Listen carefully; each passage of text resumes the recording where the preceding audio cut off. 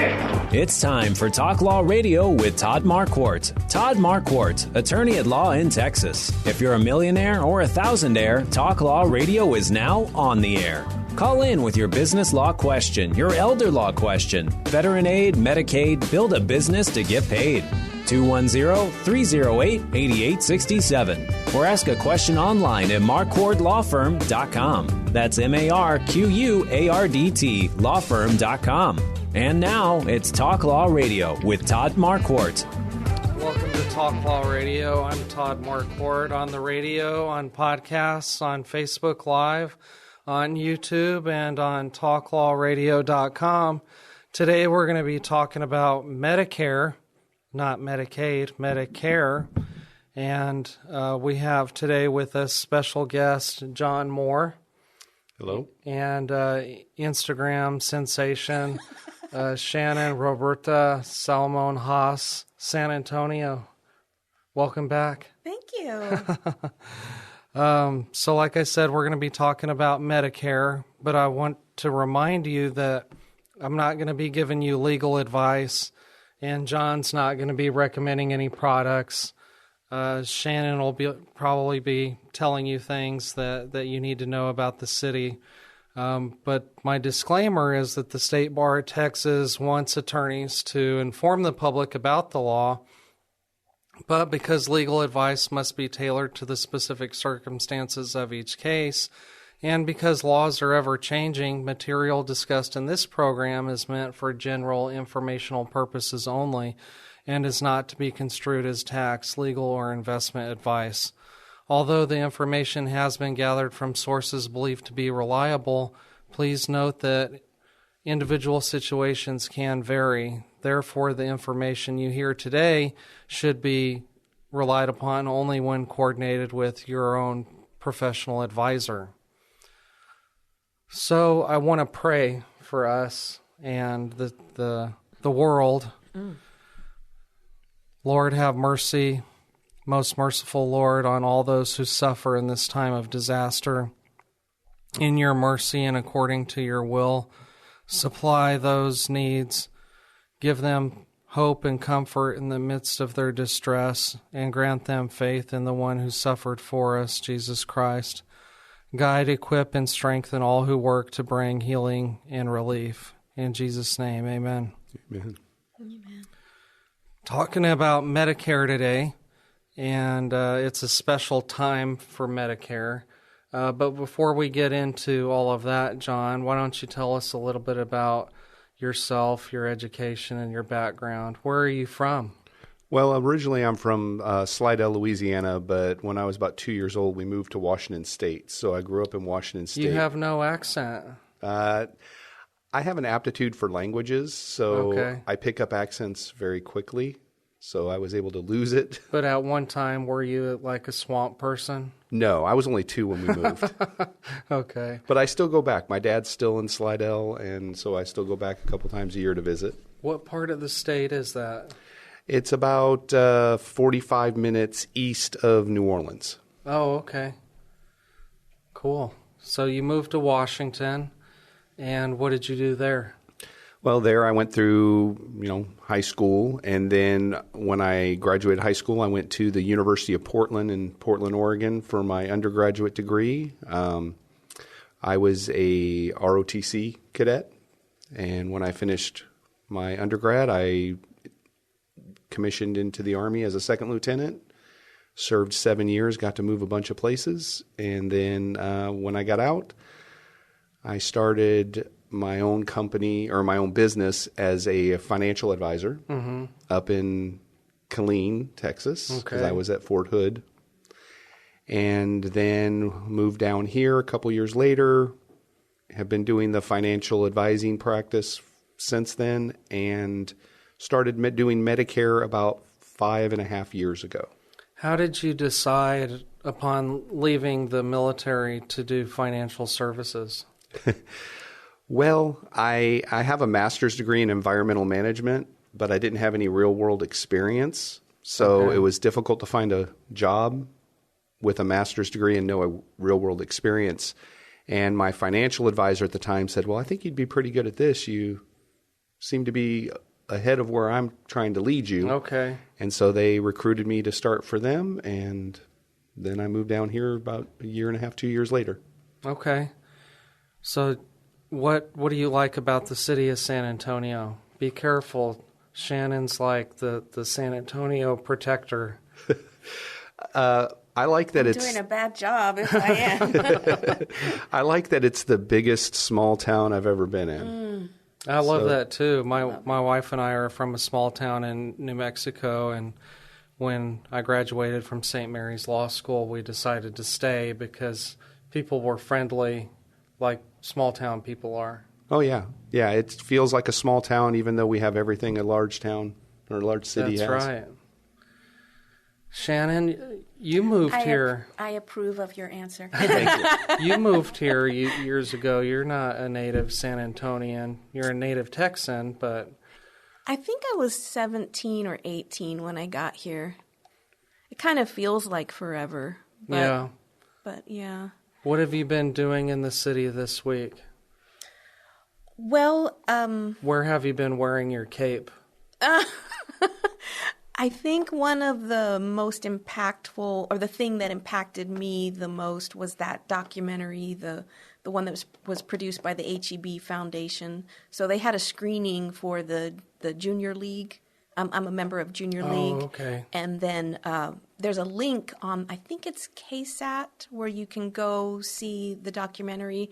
But it was very well done, obviously, and they're pretty neutral about it. They're not really saying one thing or the other. They're just presenting information, and it'd be really good for, I think, everyone in the city would benefit from watching it. Okay. I think it's an hour long, but it goes by really fast. And it's, do you get a royalty for each view?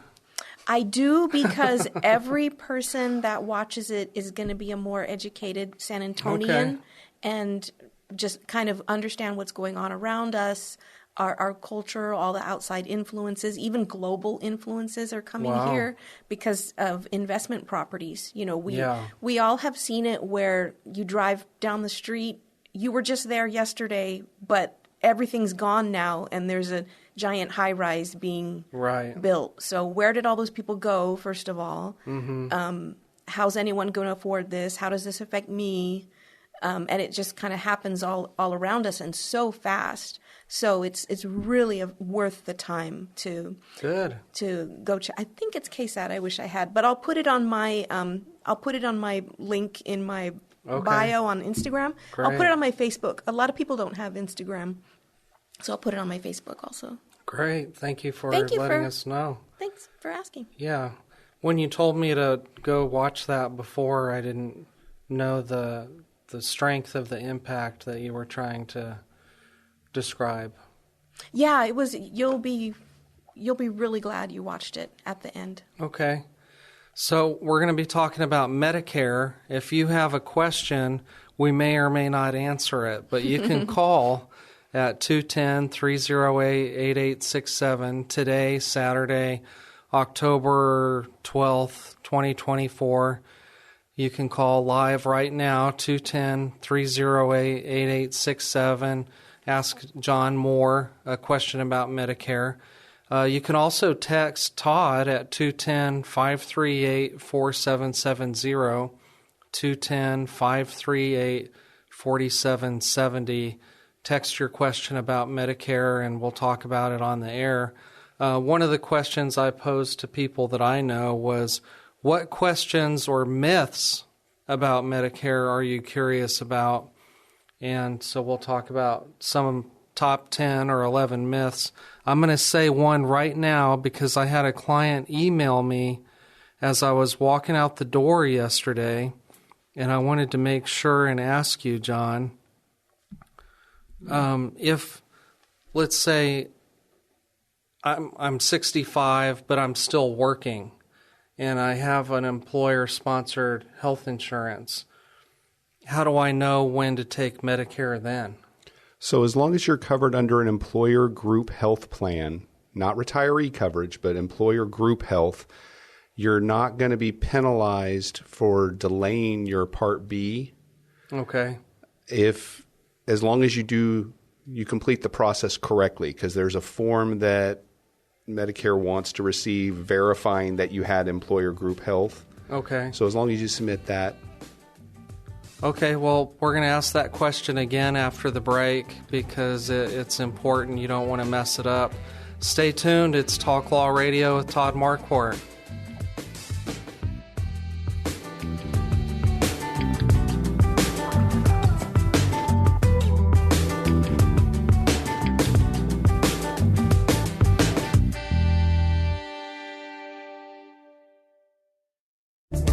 New to San Antonio? If you move from out of state, your estate plan may not be aligned with Texas laws. Did you know 41 states treat property ownership differently than Texas? Protect your assets and loved ones. As a newcomer to Texas, it's essential to review your estate plan with an experienced attorney. Marquardt Law Firm is here to help. Chat with us online at marquardtlawfirm.com to schedule a consultation. That's MARQUARDT lawfirm.com.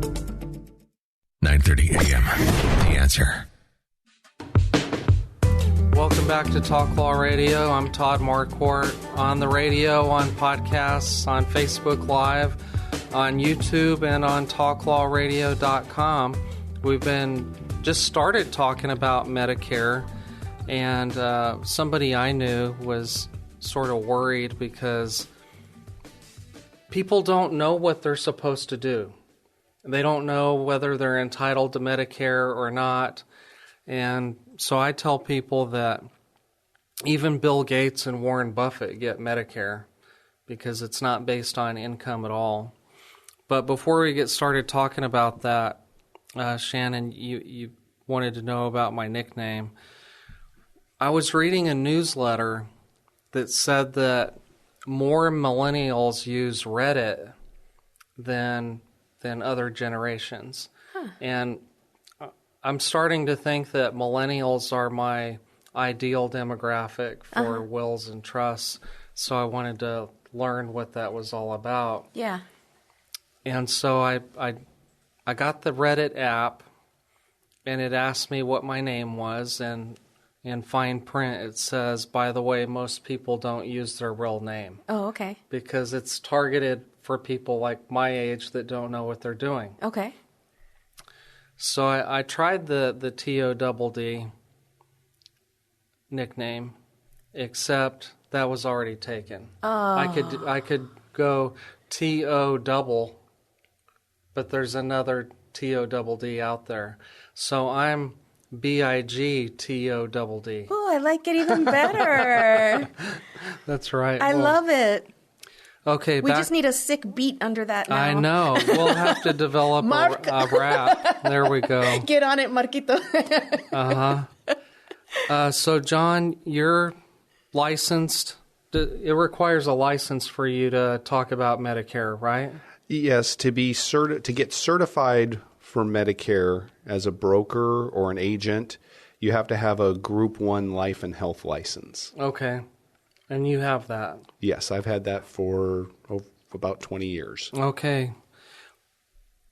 What do you hear as like the beginning questions, like my client did? He had that one about what do I do if I'm still employed but I'm turning 65? What are some other common questions that new people have when they're trying to get started? That's one of the big ones is do I have to do it now? You know, and then of course I ask the question, are you still working? Are you covered under employer group health? But what a lot of people don't know is that if they're drawing Social Security benefits when they're approaching age 65, Medicare will usually automatically, or Social Security will automatically enroll them in Medicare about 4 months before their birth month. Oh. So they will be automatically enrolled. And I've sat down with clients before that had no idea that they had already been enrolled. So we've looked into it, found out they were already enrolled, so we didn't have to do that. If you're not drawing Social Security benefits, then you have to apply for Part A and B. One thing that a lot of people don't realize is if they're on an employer group health plan and they have an HSA account, if they apply for Medicare, either Part A or Part B, and they have an HSA account, then they're not allowed to fund that HSA account anymore. Okay. So Part A is confusing. No premium, and Part B has a monthly cost for it. So it comes down to weighing what's going to be best for them as far as employer group health or Medicare. But if you're working and you have no employer-sponsored health insurance, then that would be an opportunity where you could sign up for Medicare and just continue working. Yes, and if your spouse has you covered, that counts. Oh, okay. So if your spouse is working and you're covered under an employer group health under them, then you still have the ability to defer your Medicare without penalty. But if you aren't covered under one of those plans and you don't get your Medicare when you're turning 65 within your initial enrollment period, which is 7 months long, so it's the month you turn 65, 3 months before and 3 months after. Oh, okay. So if you don't apply for your Medicare during that time and then you try to get it later, you could accrue penalties for your Part B and or your drug coverage. Wow. This is so scary. I wasn't scared before, but there's all these rules about what you can and you can't do. So I wanted to ask you, Shannon, what's funny about Medicare? This will help me lead into the next topic, so tell your joke. Okay, so for the context, you need to know that I'm sure everyone knows there's 4 parts, A, B, C, and D, right? So they need a Part E. Now, I need to put a disclaimer. This is not funny. Y'all laugh, but this is not a funny joke. But it is a joke. Is it though? Is it though? So they need to make a Part E because the E is for educate. Yes. So educate about all those other parts. That's right. If it ever was funny, I totally ruined it. Because you can't explain it. I guess we would call that a mom joke. Yeah, that's a really bad mom joke. Yeah, I have a dad joke coming up next segment. But so why don't you go over the A, B, C, and D?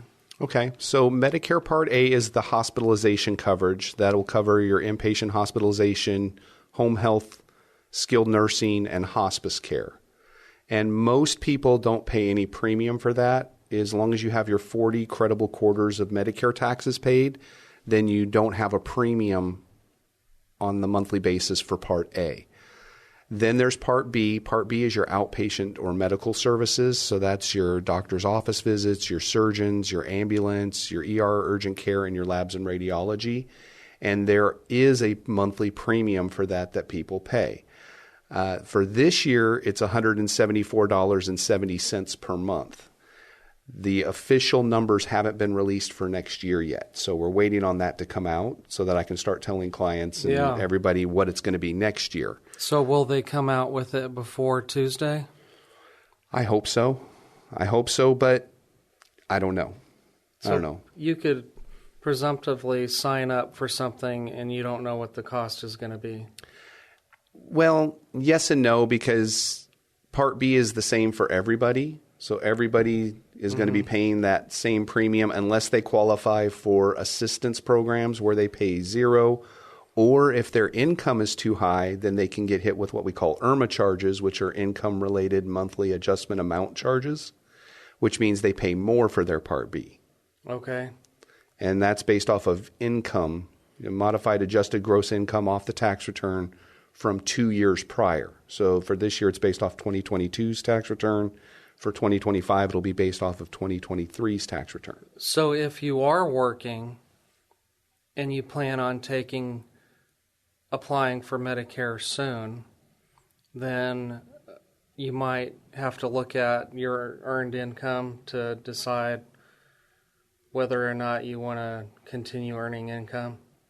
Well, if you are going to get hit with IRMA charges, quitting work now isn't going to help you until 2026. Yeah.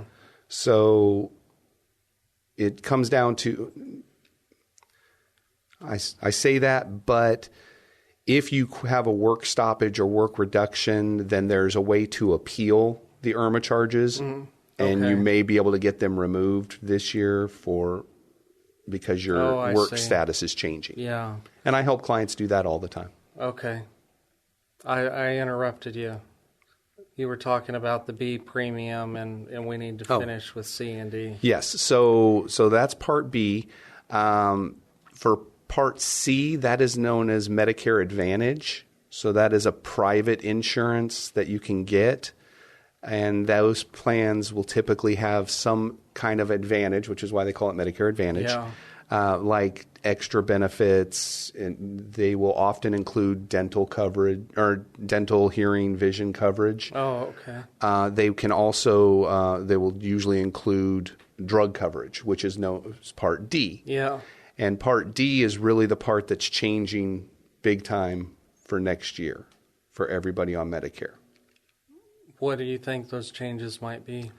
Well, there's a term called the donut hole or coverage gap with drug coverage. So if people take a lot of expensive drugs, they can fall into the coverage gap or donut hole this year. And when you do that, your share of the drug cost goes up significantly in most cases. And next year, because of the Inflation Reduction Act, the donut hole is going away. So next year, people are going to have an out-of-pocket maximum on their prescription drugs of $2,000. Okay. Yeah, I wondered about the Inflation Reduction Act, what the benefits were going to be for that, because there was a lawsuit. I'll bring that up a little bit later.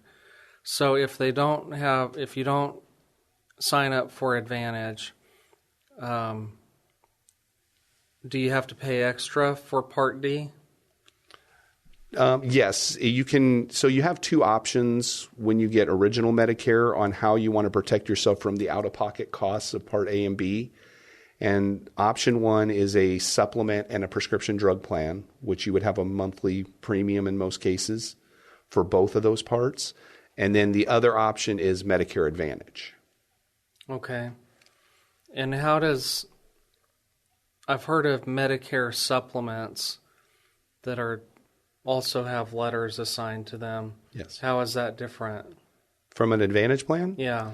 So with a supplement, it is basically picking up what original Medicare doesn't cover. So you're still on original Medicare, and then there's co-pays and deductibles and things with original Medicare, and the supplement can pick up majority of those costs for you in exchange for a monthly premium that you pay.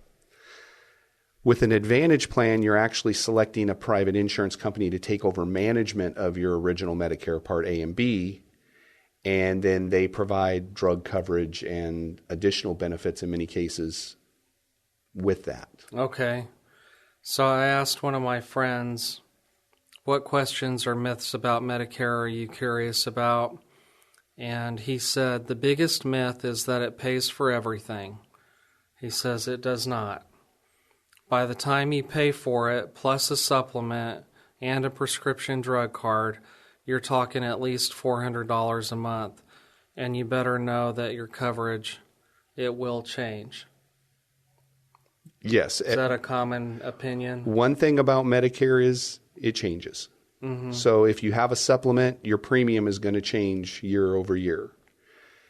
Drug plans will have changes as far as co-pays, premiums, and the benefits. The formularies, what your drugs fall into which tier of drug, those can change. Advantage plans make changes every year to co-pays, benefits, premiums, things like that. How do you start your analysis when somebody says, I need your help? I don't know. All of that stuff that you just talked about, I still don't know what I need or want. So what I do first is I go over a Medicare Explained presentation with them, which talks about what Part A is and what their exposure is, what Part B is, what Part C is, what a supplement is, what a drug plan is, and all that, to get them a basic understanding of how Medicare works and what it is. And then it comes down to asking a bunch of questions about, well, what are your concerns? Are you concerned about medical issues? Are you concerned about drug costs? Are you concerned about having some extra benefits like dental and vision, things like that? Because there is no one plan for everybody. Okay. There's a reason that there's a lot of plans. Right. Because plan A may be right for someone and completely wrong for the other person. So it all comes down to what's your need and what's your situation. So if I ask you what's the best plan, could you tell us after the break? I can answer that after the break. Okay. We'll be right back.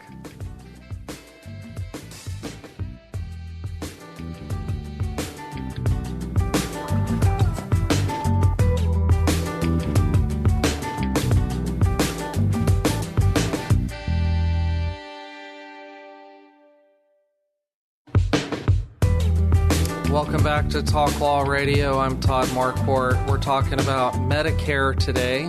It's Medicare season, and as I was preparing this week for this show, I had a dream.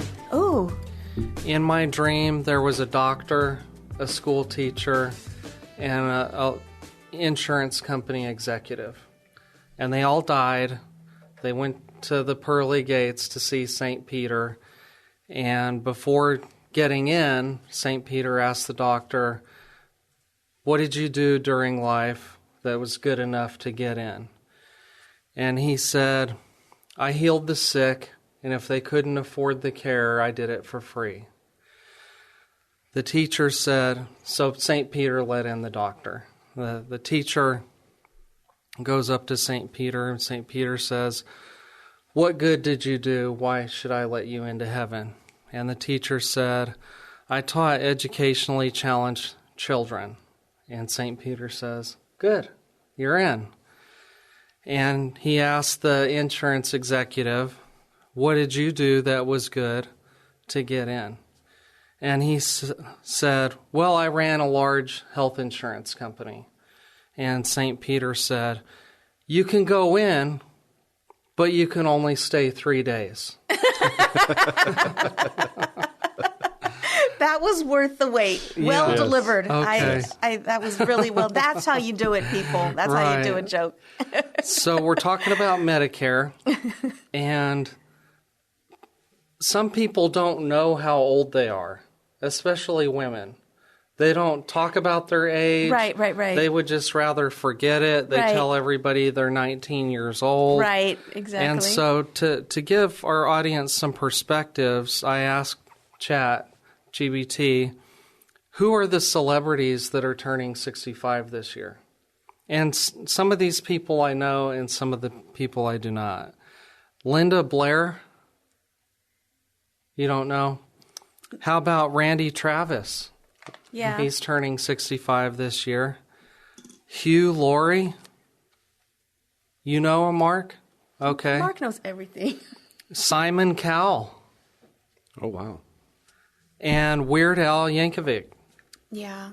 He's turning 65. He's had some work. Oh, yeah. Have you seen? Yeah. No, I haven't. But I'm no one to talk about nobody's appearance, I tell you what, but you can tell he's had some work. Well, my wife and I have noticed just from watching TV that more people have paralyzed foreheads than we've ever seen in the past. Mm-hmm. And so I think that's the first thing that people do is they don't want wrinkles on their forehead. Yeah. And so Mark is actually 65. He's just had a lot of work done. So they inject botulism into their skin. Yeah. Could you do it? I don't want that in my body. I'd rather have a wrinkle. Yeah. I don't know if it matters. It probably matters in show business, because they're supposed to look the same their whole career.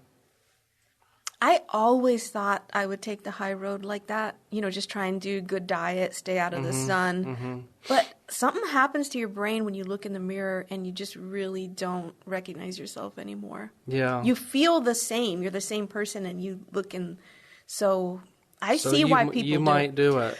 I always said I wouldn't. And the idea of injecting botulism in your face, it just sounds like so not what you need to be doing. And then plus you're going to have to die. You get to heaven and God's going to ask some questions, Right. Why did you do that? Yeah. Why were people starving and you had to go inject things in your face? Right. But I understand it more and more as the mirror more and more doesn't reflect how I feel.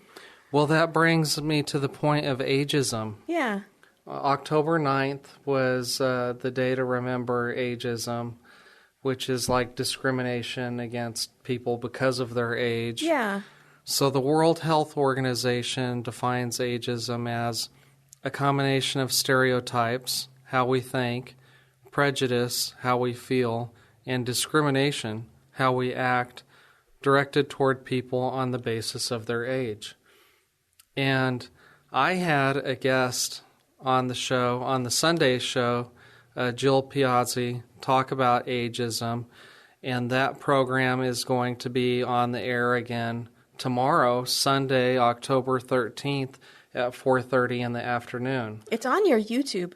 Yeah, so she says that to combat ageism, we shouldn't make derogatory comments about our own age.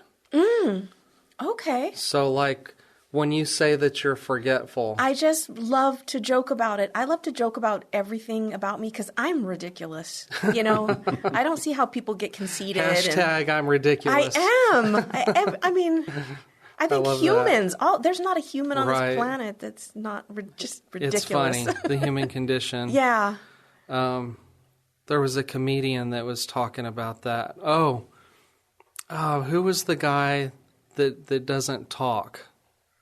Oh, yeah. But Mr. Bean. Uh-huh. Yeah. Mm-hmm. I saw a meme on social media where he said that comedians should be able to make jokes about everything, Yes. even if you think it's insensitive or offensive. That's the whole thing of comedy. It's not funny unless it is sort of a taboo topic, I guess. Right. Anyway, I've gone off But topic. there was that guy that would be really, from our generation, he was really, but then just don't go to him. What was his name? He had the black leather jacket. Andrew Dice Clay. Yeah, that guy. I knew one of y'all would know. Yeah, he was just mean. Oh, okay. I'm not familiar with it. So let's go over some of these frequently asked questions. I asked you to answer the question after the break. What's the best Medicare thing out there? And you said you would answer the question. Yes. So my answer, and that was kind of a tease, but I can't tell you what the best one is for anybody without knowing what their situation is, what their needs are, what their concerns are. So there is no right product for everybody. Everybody's needs are different. Everybody's drug list is different. Everybody's doctors are different. So it really comes down to analyzing what each individual client's needs are. I've sat down with husband and wives, and one of them chooses to go one way and the other one chooses to go the other way because that's what fits their needs the right way. So you provide them with specialized advice to their facts and circumstances. I provide them with education and options. Oh, okay. So I tell my clients about 80% of my job is education. I'm there to educate them on what Medicare is, how it works, and then what their options are. I'm not there to make decisions for them or tell them what to do. I'm there to show them, here's what your options are. But there's so much information out there and there's so many options, it's hard to discover that for ourselves without getting a little bit of help. Yes, absolutely. People can do what I help them with on their own if they choose to, as long as they're willing to put the time and the effort into it. And it's a lot of time and it's a lot of effort. And a lot of people just don't want to, or don't know where to start, don't know where to look for the information, or don't want to spend the time to do it. Yeah. And so having a broker like me or any other broker that's out there, it makes sense because they never have to pay us for that. We don't charge for that education. And so, and they get the exact same product whether they do it on their own or they let us help. How do they find you? Well, right now, during annual enrollment, I'm actually in a Walmart store up in Bulverde Spring Branch. Okay. But I have, I have a website. I have a cell phone number that I give out to my clients. I have email. Well, do you want everybody listening now to have your cell phone number? They can have it. Just don't call me right now, and be aware that if I get 100 phone calls, it's going to take me a little time to call back. Okay. Well, go ahead and say it. So my number is 210-621-7842. Okay. So one frequently asked question is, should I sign up for Part B? Because A is automatic. If you enroll with Medicare, A is the thing that everybody gets, right? Right, at no monthly premium. No monthly premium. B has a premium, so why would I choose that over having no premium? Well, if you don't get Part B, then you can't get your drug coverage or an Advantage plan, and you're exposed to all the expense of doctor's visits, ambulance, ER urgent care, labs and radiology. So Part A is for somebody like me. I never get sick. I'm immune from the coronavirus. And I never get hurt because I don't do risky things. You don't want to knock on some wood? How can you talk like that? Knock on wood. Look, there's wood right there. Well, and remember that Part A only covers the hospitalization side of health care for seniors. No, I'm very risk adverse, so I do have all the insurance that a young person like me should have. And so I would definitely buy all the stuff even though I didn't need it. Well, when you turn 65, call me. Okay. We got to take one more break. We'll come back. We'll talk about some more frequently asked questions of Medicare. Stay tuned.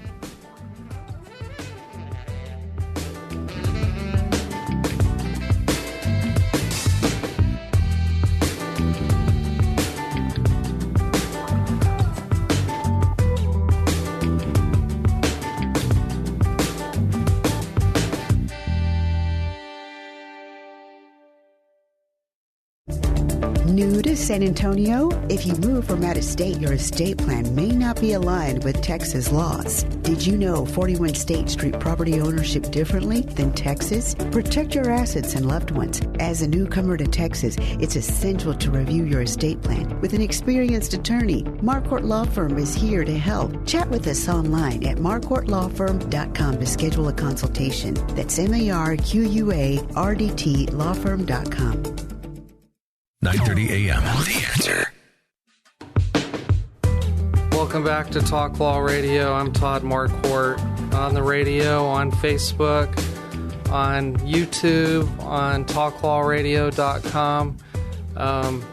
We're talking about Medicare today, and I'm just, my phone is blowing up with messages because I asked them to do that. I put it on Reddit. Okay. And Discord. So now one of my longtime listeners is saying that we need to talk about FEMA. Okay. Because of all the flooding and the coast and everything and where the money goes. He's a follow the money type of guy. He wants to see where the corruption is. Oh, wow. Yeah. So we'll do that sometime soon, hopefully. Okay. But today we're talking about Medicare. And you wanted to talk about my YouTube channel. I do. It really bothers me that you don't have 1,000 subscribers yet. Shade. Because you can, because you deserve it. You're the hardest working ethical lawyer out there. And then you give great information. And if you get 1,000, you can go live. That's right. And if you get 1,000 and you get to go live, I'm going to give the viewers a choice. These are the options I present to you. I'll get bangs and dye them rainbow. Lexi will be dyed pink. Or you will bleach, like you will grow your hair out, bleach it, and do the 80s. Can I do the Ryan Seacrest where parts of it are bleached? Well, like give the option. If you get the chance to do a live, give the viewers an option. Okay, yeah, that's which one great. of these things, Yes. or maybe there's a better option out there. We can do a poll. Yeah, Mark is always asking me to do a poll. Yeah. We can do a poll on Instagram, or eat the hot wings or something like. Well, eat hot some spice. of that's dangerous. Well, ours would be like pretty basic. Okay. Do you eat hot stuff? I do. I'm from New Mexico. Oh, yeah, that's it's right. It's hot there. Yes. Oh, we could do the taco taste test. Okay. The Mary's tacos and the tacos and salsa. Yes, Yeah. we may have to do that on location because for us to go to Bernie and back in the morning might be a long drive. I'm really curious, though. I want to know if you can, because you said they were so good. They are. They have are you, good. you been there? Oh, yeah. Yeah. Yeah, they're good tacos. It's awesome. Well, let's talk a little bit more about Medicare. Next question, will Medicare help pay for me to stay at home? In some limited cases. So home health care is covered under Part B in certain situations. And that's going to be a lot more complicated than we probably have time to talk about today. Following a hospital stay. Yes. Okay. Is there a limit to that Medicare home health benefit? So let's say they do qualify. Is Medicare going to come visit them at their home every day for the rest of their lives? No, there are limitations on how much home health they will provide, and it's based on circumstances and individual situations as to what those limitations are. The biggest myth with Medicare that I have seen, a lot of people come to me and they say, my loved one is in the nursing home, Medicare isn't paying anymore. How do we pay the high cost of long-term care if they need to stay there because their medical situation is so complicated they need to have a nurse 24 hours a day, 7 days a week? And so I first want to ask about, in a long-term care setting, I guess we would call it skilled nursing following a hospital stay. Does Medicare pay for that? So Medicare does cover skilled nursing and rehab under Part A, but there are qualifications that you have to meet for them to pay that. They don't pay for custodial care. So they pay for medical needs rehab. And they are limited to 100 days. So this is the semantics of the government, Shannon. Did you catch that? No, tell me again. When they changed the word from skilled care to custodial care, that's why Medicare doesn't pay for it. So you're still in the same bed, receiving the same services from the nursing home, but they changed the word from skilled to custodial. Well, custodial care is like when people think of long-term care. Yeah. So dressing, bathing, feeding, toileting, so transferring. You're saying if they're in skilled care, they can do all that stuff themselves? Not necessarily. See, that's my point. It's the same situation. But it's okay. I'm not mad at you. A really good Reagan government quote would be so appropriate right now. I'm mad at the government. I wrote a paper about it, inadequate government programs and the struggle for long-term care. Because in 1965, God bless them, people didn't live to be 100 years old, spending decades in the nursing home. But now we do. And we're still using Medicare benefits as if it would cover all of that. So if Medicare is not going to cover somebody staying... And we're sicker than we used to be. I mean, all numbers agree that we just, as a nation, we are sicker. Well, we work too hard. So if Medicare is not going to pay for it, what should people do to plan ahead? Long-term care insurance is the best answer as far as giving people flexibility to stay where they want to stay and have the funds to pay for it, but it's not cheap. You have to have assets to put into it. Doctors have figured out how to keep us alive a long time, right? So now we're just going to be alive with chronic health conditions, memory problems, and we need a place to live. And maybe your little kids will be there to take care of you, but maybe you don't want them to Yeah. My mom said, I don't want you to do that. Put me in the nursing home so that other people can take care of me. You can come and visit, but I don't want you to be my caretaker. Well, and that puts a big strain on the caretaker. Being a primary care provider for a loved one is very, very hard on that person. And what if they're working? What if they're taking their kids to band and orchestra and soccer practice? Then they have to take care of the kids and the parents all at the same time. Yeah, that's where there's a term called the sandwich generation, right? Because they're raising children and having to take care of their parents at the same time. So that's my soapbox. I don't think the government meant to induce people to sign up for something that's not going to be everything that they need, but that's what happened. So I think we need to be out there telling them Medicare is not going to cover everything. Right, and it never was intended to. It was never intended to cover all of your medical expenses. Well, but if you talk to old people, they think it was. Yeah. Really? I mean, they say, why isn't this covered? I mean, don't they ask you, why isn't this covered? Yes, sometimes. Yes. And by old, I mean anyone slightly older than me at this moment in time. Let's ask another question. It gets redefined. Yeah, the older I get, me too. The higher the number has to be to be considered old. Me too. For sure. I'm at 80 right now. I'm like, yeah, okay. What is a Medicare savings program?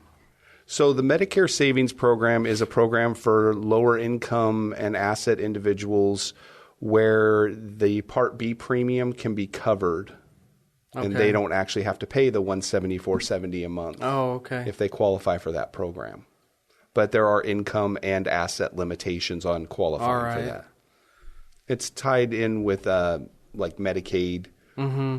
Because if people have low enough income and assets, they can apply for Medicaid. And if they qualify at a high enough level of Medicaid, then the Medicaid will pay for their Part A deductibles and coinsurance, their Part B premium, their deductible and coinsurance, things like that. Okay.